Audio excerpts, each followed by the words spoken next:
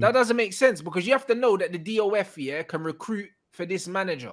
So you need to bring in the DOF first. Usually the DOF picks the manager. So it's weird to me that you brought in a new manager before you brought in a director of football. Like, bro, man, just come in with all these big ideas. This is why we nearly got the Super League in the first place, because these fucking Americans coming in with all their bright ideas, bro. Nah, bro, I don't want to hear it. You know, like that. Like, I'm not here for it, bro. Like the All-Star game, yeah, it sounds great, yeah, in theory, but bro, who cares, bruv?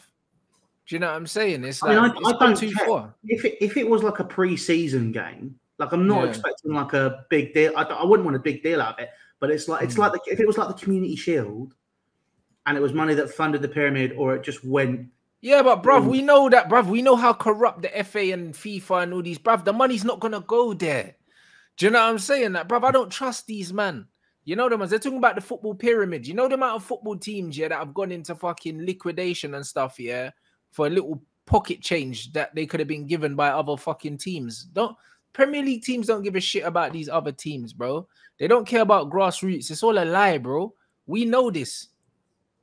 We know this. Do you know what I mean? There could be a team fucking 5 miles down the motorway that need 50 grand to stay up, bruv. And these Premier League teams will let these guys they'll let them perish, bro.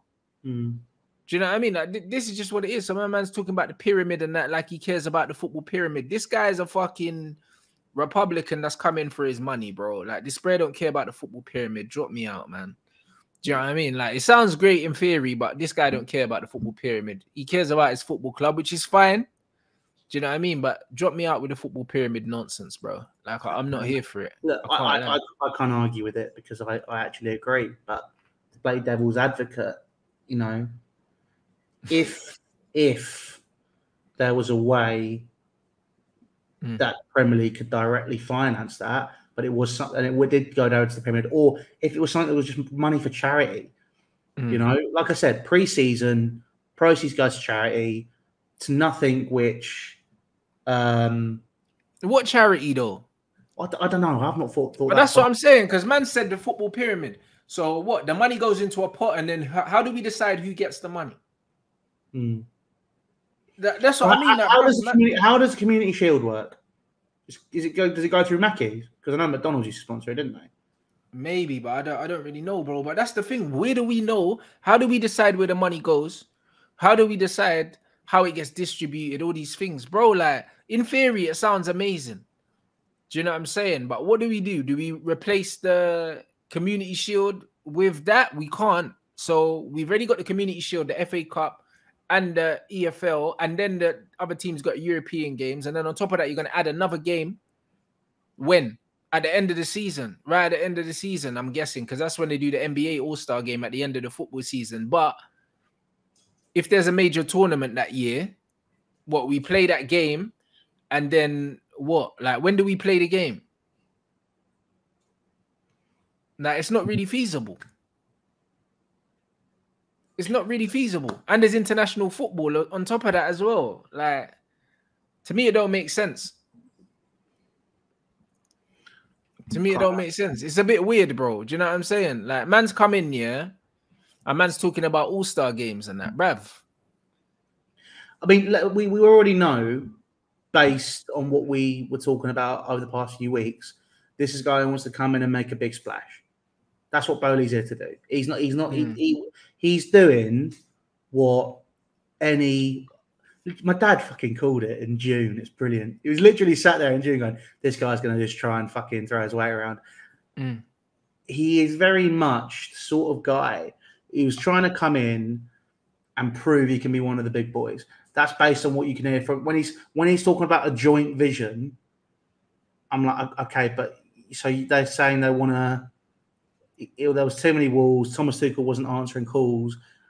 There's probably a reason why Tuchel wasn't answering calls, because you left him to be the manager, the coach, the director of football, but you wanted to talk to him about everything and keep wanting to sign Ronaldo and called him 3 times for it. And then he kept saying, I don't want Ronaldo because Ronaldo's a stupid idea. And he's talking about building for a long-term future and vision, but wants the immediate impact of a 37-year-old, which, let's be honest, hindered Manchester United, hindered Juve towards the end because he needed to be the main man, and was only put in his place by Erik ten Hag this year. You know, so straight away, I'm seeing discrepancies, and I'm, you know, look, like I said, but from a marketing point of view, he would have been a good signing for you. And yeah, marketing's great, and that's what he wanted. He's American, bro. Yeah, no, I know. But he's then talking about long-term vision, and like, look, he's throwing around words. I was approached for a job a few months ago, right? Where for the first month, right? This is what I mean about corporate terminology. Human capital is a fucking stupid, ridiculous corporate term. It's ridiculous, isn't it? It's fucking nuts. I got asked, for example, to work for sweat equity, which is, can you work for free? Just sweat it out. Sweat equity, human capital. Listen, like, you get shit like that all the fucking time. In when you hit top level corporate, it's whether you agree with it or not, it's the language is going to be there. He's going to use that. You've just got to be able to be smart enough to look around it. I'm understanding what he's saying. I'm hearing it. I just want to see him execute it now. So if he doesn't execute it and he talks a lot of shit, you know, then that's it. John Henry did his whole speech for FSG when Liverpool left the Super League. He didn't actually say sorry. He didn't, bro. He's reading off a teleprompter, bro. This is it. And a teleprompter with a shit ton of jargon. Right? They're not going to apologise. It is going to be what it is. But this is what I mean. These men are stone cold, and that's why I say you got to worry, bro. Oh, you got to worry. You know I'm worried. These men are stone cold, bro. That's why when he's coming saying what he's saying, yeah, bro, a man's talking about building networks and all these other things, bro. He's probably ran the figures, and he's probably thought, you know what, get these feeder clubs, do all these other things and whatnot, bro. This is a money thing. It can't be anything else. I'll be honest. Well, there's money at the top level of football. He's made money and been successful. But the thing is, if you look at his other projects, he's made money but also been successful on the pitch. So he's looking to translate that. Whether or not it will translate for American into Europe is a different kettle of fish.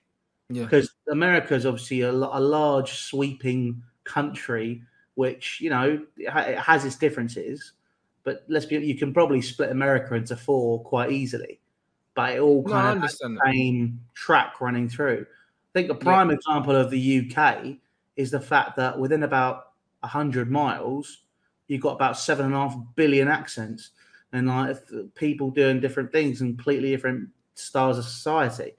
You know, the UK is just so concentrated, but also so sort of diluted in terms of the amount of people there are in one place, different types of people in one place.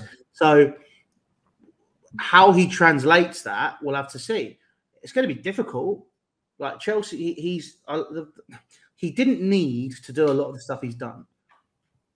Chelsea had a very, very good structure. So if this is what I'm saying, bro. This is a guy, Louis, that doesn't know anything about football, doesn't know anything about running a football club. And he's making all of these decisions based on nothing, bro. Like, if he brought in, for instance, say, a director of football or a new executive, and this was the ideas of an executive, then fair enough. But these are all his own ideas. This guy's never ran a football club before. That's got to be worrying. Yeah, but he's never run a football club. He is bringing in a structure, though. That's what he's trying to do. Yeah, but who else has he hired so far? No one. It's just him, bruv. But that's why he's hiring now.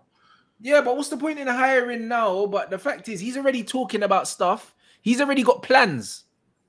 He's already got plans to do shit, that has nothing to do with football, really.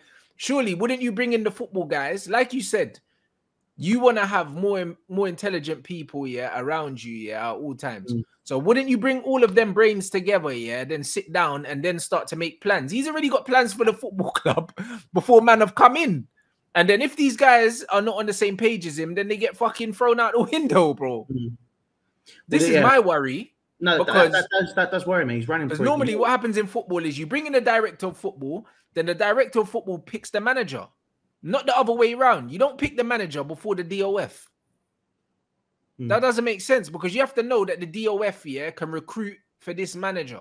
So you need to bring in the DOF first. Usually the DOF picks the manager.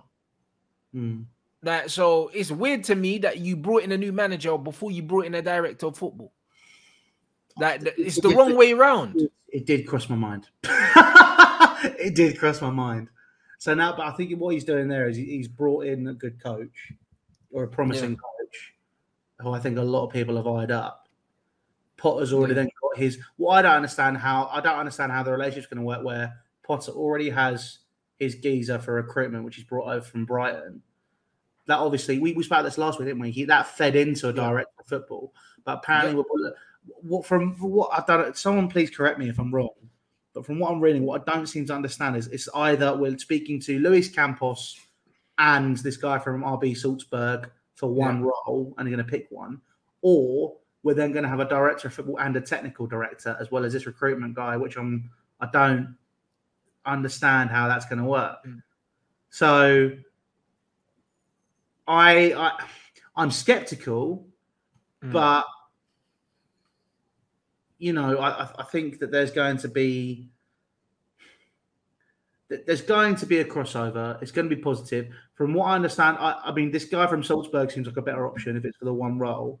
Again, please, someone correct me if it's, you know, if I'm being wrong. But if it is the one role which is being discussed, I prefer this guy from Salzburg who will just fully invest his time and be our director of football, rather than Luis Campos who'll be spread between us and PSG, which makes no sense. You know? So, you know, I think that realistically, if he's building this structure, he's done it the wrong way around. And look, me and you, I've been saying this to you for God knows how many weeks. I've been sat there going, okay, well, this doesn't make any sense. This is weird. But this is why I'm saying this year's for bedding in. That's what he's doing here. He's not, if he's going to try and hit the ground running this year, expect top four, expect trophies, he ain't getting them. If this is the way he's doing it, it's nuts.